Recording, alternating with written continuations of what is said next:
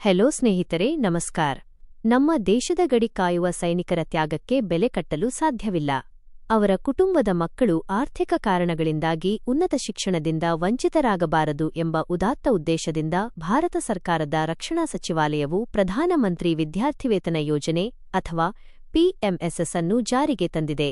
ಈ ಯೋಜನೆಯಡಿ ಆಯ್ಕೆಯಾದ ಬಾಲಕಿಯರಿಗೆ ಪ್ರತಿ ತಿಂಗಳು 3,000 ರೂಪಾಯಿಯಂತೆ ವರ್ಷಕ್ಕೆ ಒಟ್ಟು 36,000 ರೂಪಾಯಿ ಹಾಗೂ ಬಾಲಕರಿಗೆ ಪ್ರತಿ ತಿಂಗಳು 2,500 ರೂಪಾಯಿಯಂತೆ ವರ್ಷಕ್ಕೆ ಒಟ್ಟು 30,000 ರೂಪಾಯಿ ವಿದ್ಯಾರ್ಥಿವೇತನ ಸಿಗಲಿದೆ.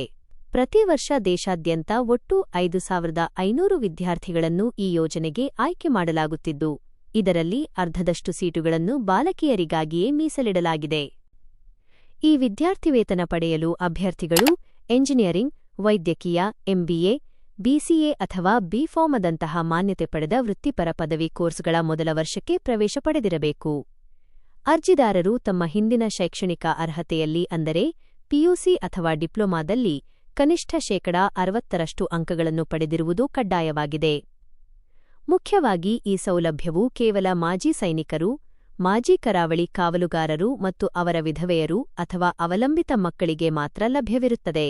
ಆದರೆ ದೂರಶಿಕ್ಷಣದ ಮೂಲಕ ಓದುತ್ತಿರುವವರಿಗೆ, ವಿದೇಶದಲ್ಲಿ ಕಲಿಯುತ್ತಿರುವವರಿಗೆ ಅಥವಾ ಪ್ಯಾರಾಮಿಲಿಟರಿ ಸಿಬ್ಬಂದಿಯ ಮಕ್ಕಳಿಗೆ ಈ ಯೋಜನೆಯ ಲಾಭ ಸಿಗುವುದಿಲ್ಲ.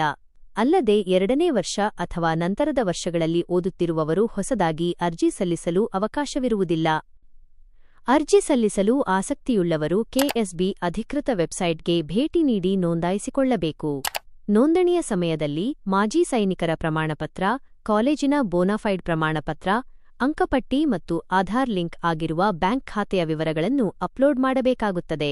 ಬ್ಯಾಂಕ್ ಖಾತೆಯು ವಿದ್ಯಾರ್ಥಿಯ ಹೆಸರಲ್ಲೇ ಇರಬೇಕು ಹಾಗೂ ಎಸ್ಬಿಐ ಅಥವಾ ಪಿಎನ್ಬಿ ಬ್ಯಾಂಕ್ ಖಾತೆಗೆ ಹೆಚ್ಚಿನ ಆದ್ಯತೆ ನೀಡಲಾಗುತ್ತದೆ.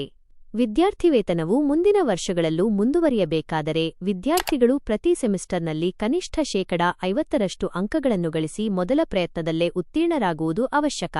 ಅರ್ಜಿಯಲ್ಲಿ ಯಾವುದೇ ತಪ್ಪುಗಳಿದ್ದಲ್ಲಿ 10 ದಿನದೊಳಗೆ ಸರಿಪಡಿಸದಿದ್ದರೆ ಅರ್ಜಿ ರದ್ದಾಗುವ ಸಾಧ್ಯತೆಯಿರುತ್ತದೆ. ಆದ್ದರಿಂದ ಇಮೇಲ್ ಸೂಚನೆಗಳನ್ನು ಗಮನಿಸುತ್ತಿರಬೇಕು.